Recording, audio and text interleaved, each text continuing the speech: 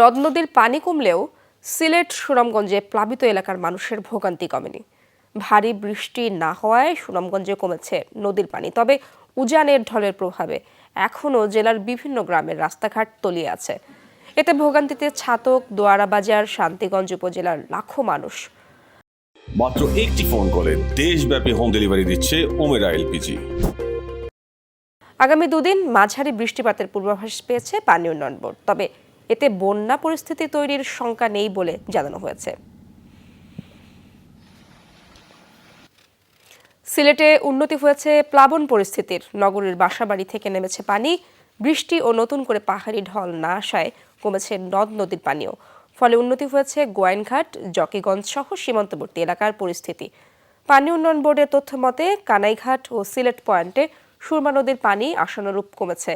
কুশিয়ারা নদীর পানিও বিপদসীমার নিচ দিয়ে প্রবাহিত হচ্ছে। আগে একটু পানি খুব বেশি আছিল, এখন থেকে কমে। পানি মানে বহুত কমছে, আগে তো গরু আর মারা আছে, গরু গাছ বহুত কষ্ট করে ভালো গেছে আর কি, রাস্তা ভাঙ গেলিছে।